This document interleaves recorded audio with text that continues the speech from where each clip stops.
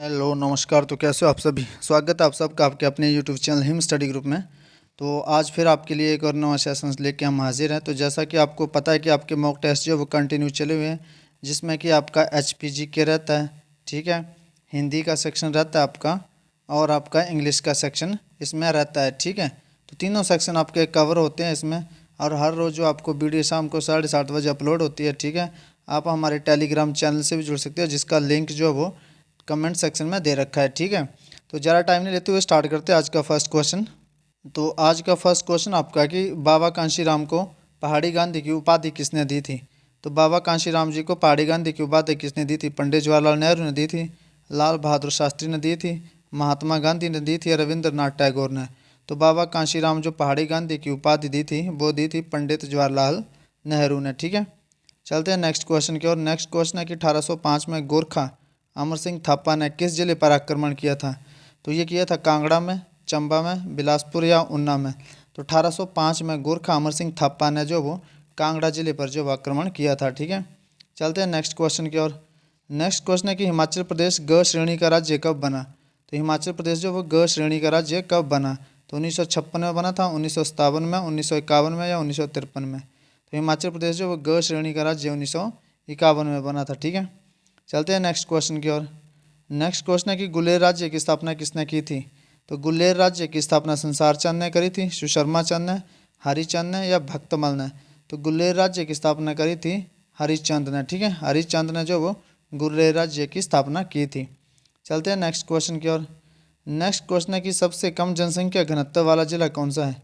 तो सबसे कम जनसंख्या घनत्व वाला जिला चंबा है, हमीरपुर है, कांगड़ा या लाहौल स्पीति है। तो सबसे कम जनसंख्या घनत्व वाला जिला जो है आपका लाहौल स्पीति है, ठीक है। इसका जो जनसंख्या घनत्व है वो सबसे कम है किसका? लाहौल स्पीति का। चलते हैं नेक्स्ट क्वेश्चन की ओर। नेक्स्ट क्वेश्चन आपकी गज जल विद्युत परियोजना हिमाचल प्रदेश के किस जिले में स्थित है? तो गज जल विद्युत परियोजना जो है वो चंबा में स्थित है, कांगड़ा में, शिमला में या मंडी में। तो गज जल विद्युत परियोजना जो है वो हिमाचल प्रदेश के कांगड़ा जिले में स्थित है, ठीक है। हिमाचल प्रदेश के कांगड़ा जिले में गज जल विद्युत परियोजना जो वो स्थित है। चलते हैं नेक्स्ट क्वेश्चन की ओर। नेक्स्ट क्वेश्चन है कि शहीदी दिवस कब मनाया जाता है? तो ये 2 अक्टूबर को मनाया जाता है, 12 जनवरी को, 30 जनवरी को या 28 फरवरी को। तो शहीदी दिवस जो है ये 30 जनवरी को मनाया जाता है, ठीक है। 30 जनवरी को जो वो शहीदी दिवस मनाया जाता है। चलते हैं नेक्स्ट क्वेश्चन की ओर। नेक्स्ट क्वेश्चन है कि थल सेना दिवस कब मनाया जाता है? तो ये 12 जनवरी को, 30 जनवरी को, 26 जनवरी को या 15 जनवरी को। तो 15 जनवरी को। जो 15 जनवरी को जो आपका ये थल सेना दिवस जो वो मनाया जाता है, ठीक है, 15 जनवरी को। चलते हैं नेक्स्ट क्वेश्चन की ओर। नेक्स्ट क्वेश्चन अब आपका कि राष्ट्रीय मतदाता दिवस कब मनाया जाता है? तो राष्ट्रीय मतदाता दिवस जो 25 जनवरी को मनाया जाता है, 30 जनवरी को, 26 जनवरी को या 15 जनवरी को। तो राष्ट्रीय मतदाता दिवस जो आपका ये कब मनाया जाता है? तो ये मनाया जाता है आपका 25 जनवरी को, ठीक है। 25 जनवरी को राष्ट्रीय मतदाता दिवस जो वो मनाया जाता है, ठीक है। चलते हैं नेक्स्ट क्वेश्चन की ओर। नेक्स्ट क्वेश्चन आपका हिमाचल प्रदेश का सबसे बड़ा शहर कौन सा है? तो हिमाचल प्रदेश का सबसे बड़ा शहर जो है वो कुल्लू है, शिमला है, हमीरपुर है या धर्मशाला है। तो हिमाचल प्रदेश का जो सबसे बड़ा शहर है वो शिमला शहर है, ठीक है। हिमाचल प्रदेश का सबसे बड़ा शहर कौन सा है? शिमला है, ठीक है। तो ये था आपका HPGK का सेक्शन। अब आपका जो हिंदी का सेक्शन स्टार्ट होगा, इसके बाद आपका इंग्लिश का सेक्शन रहेगा, ठीक है। तो चलते हैं नेक्स्ट क्वेश्चन की ओर। नेक्स्ट क्वेश्चन आपका कि उज्ज्वल में कौन सी संधि है? आपने बताना कि उज्ज्वल में संधि कौन सी है, ठीक है। तो उज्ज्वल में स्वर संधि है, वृद्धि संधि है, व्यंजन संधि है या विसर्ग संधि है। तो उज्ज्वल में संधि कौन सी होगी? तो इसका जब संधि विच्छेद करेंगे तो उत्त जमा ज्वल हो जाएगा, ठीक है।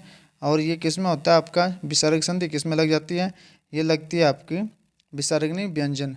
जहाँ भी आपका हलंत लग जाए उसमें संधि कौन सी हो जाती है? आपकी व्यंजन संधि होती है, ठीक है। तो इसमें हलंत लगा हुआ है उत्त जमा ज्वल, ठीक है। तो इसमें संधि कौन सी हो जाएगी? आपकी व्यंजन संधि, ठीक है। चलते हैं नेक्स्ट क्वेश्चन की ओर। नेक्स्ट क्वेश्चन आपका कि नरेश, नरेश में कौन सी संधि है? अब अपने नरेश में संधि बतानी है।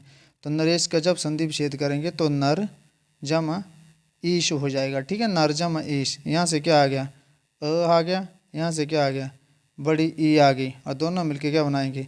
ए बनाएंगे। तो क्या बनाइए? नरेश बन गया, ठीक है। नर जमा ईश। और ये किस में होता है आपका? ये होता है आपका गुण संधि में, ये रूल आपका चलता है गुण संधि में, नरेश गुण संधि में, ठीक है।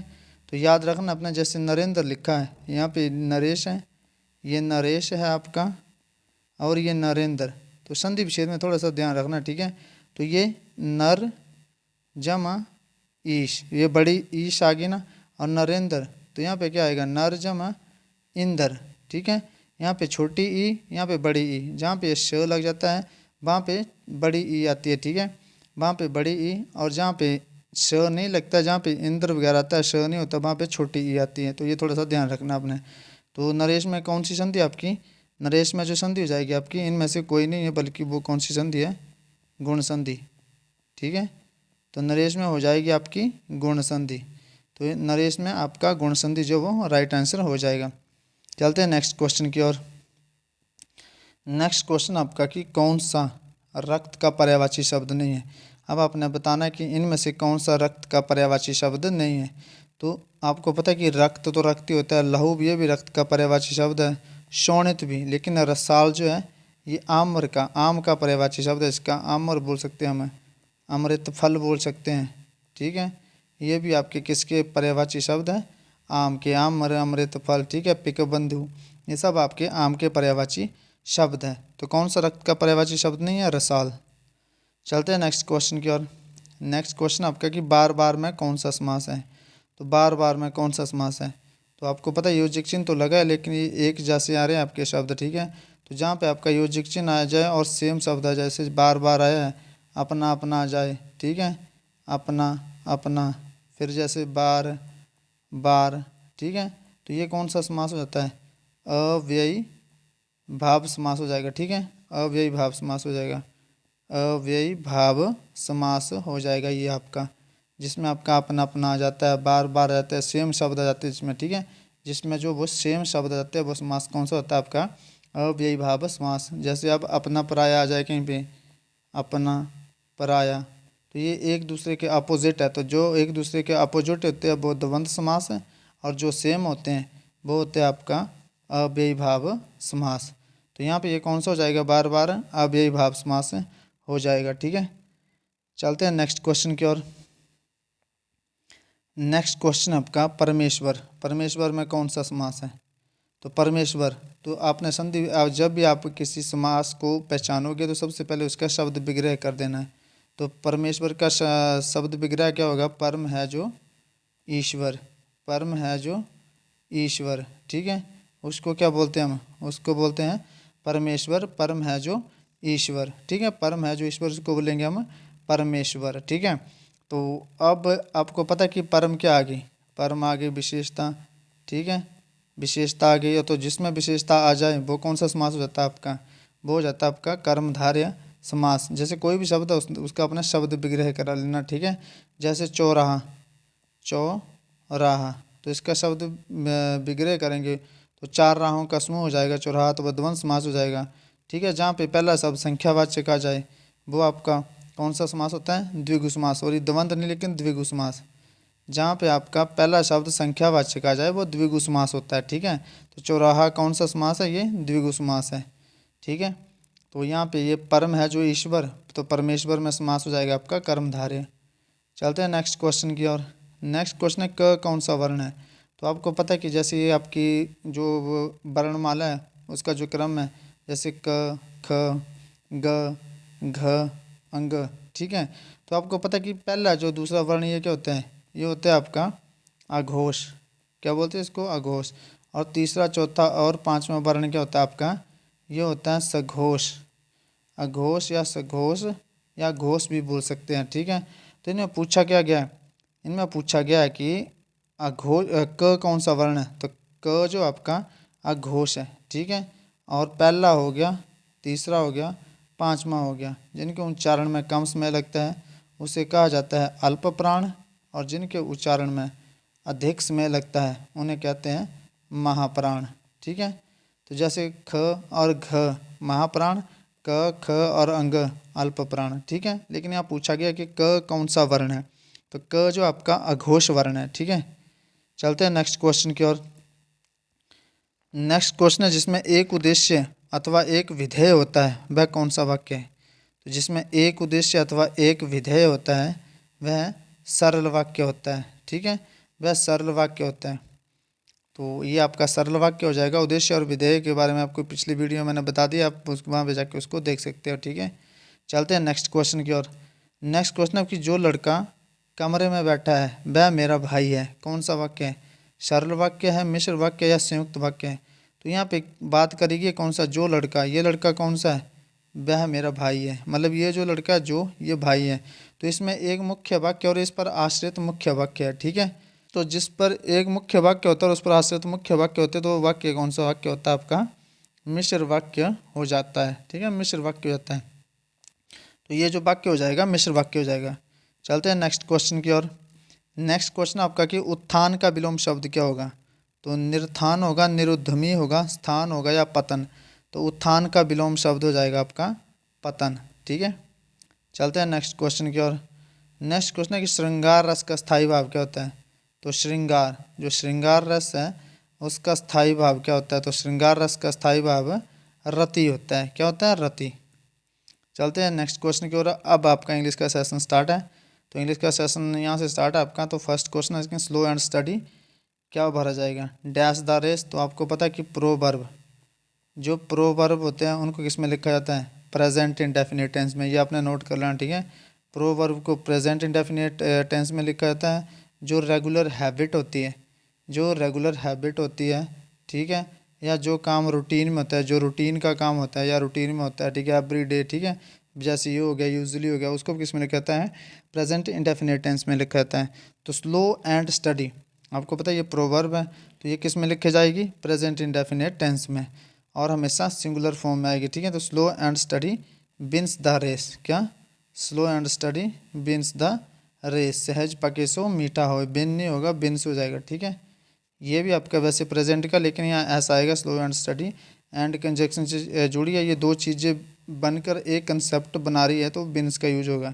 जैसे आपका होता है राइस एंड कड़ी, जैसे राइस एंड कड़ी इज़ डिलीशियस फूड होगा, या राइस एंड कड़ी इज़ माय फेवरेट फूड, क्योंकि दो कंसेप्ट मिलके क्या बना रहा है आपका?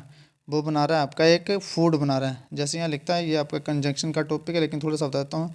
जैसे यहाँ लिखता हूँ मैं राइस एंड कड़ी, वैसे कड़ी जो होते हैं ये दोनों आपस में क्या, एंड से जब कोई चीज़ जुड़ती है तो वो प्लूरल यूज़ होती है। ठीक है, लेकिन यहाँ पे आगे सिंगुलर आएगा। जैसे राइस एंड कड़ी इज़ माय फेवरेट फूड। ठीक है, FAVOURIT, तो my favourite food rice and कड़ी। तो यहाँ पे क्या कर रहा है, ये दो कंसेप्ट मिल रहे हैं ना, ये तो ये बना क्या रहा है? ये फूड बना रहा है।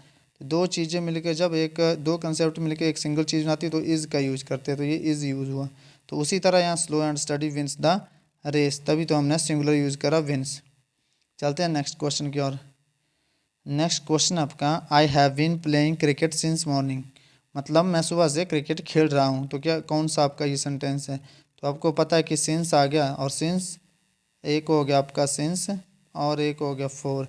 ये किस में यूज होता है? परफेक्ट कंटिन्यूस में। सिंस का यूज़ होता है आपका पॉइंट ऑफ टाइम के लिए, और फोर का यूज़ होता है आपका पीरियड ऑफ टाइम के लिए। ठीक है, तो इसमें कौन सा टेंस है? ये आपका ये प्रेजेंट परफेक्ट कंटिन्यूस टेंस हो जाएगा। चलते हैं नेक्स्ट क्वेश्चन की ओर। नेक्स्ट क्वेश्चन है समवन, समवन हैज़। तो हैज़ आ गया, समवन हैज़, तो हैज़ आ गया तो आपको पता है कि परफेक्ट का टेंस है, तो someone has stolen my pen. ठीक है, स्टोलन माई पेन वर्ब की थर्ड फॉर्म आएगी, तो someone has stolen my pen. चलते हैं नेक्स्ट क्वेश्चन की ओर। नेक्स्ट क्वेश्चन है आपका लास्ट नाइट। तो लास्ट नाइट, सबसे पहले आपने सेंटेंस को देखना, last night I dash pain is my stomach. तो लास्ट नाइट बात आ गई, तो आपको पता है कि बात कौन सी है? ये बात है आपकी पास्ट इंडेफिनिट की। ठीक है, तो पास्ट इंडेफिनिट की बात चल रही है यहाँ पे। तो आपको पता है कि पास्ट इंडेफिनिट में वर्ब की सेकंड फॉर्म का यूज़ होता है। तो लास्ट नाइट आई क्या, फील वर्ब की फर्स्ट फॉर्म है। ठीक है, और है क्या, प्लूरल है ये। ठीक है,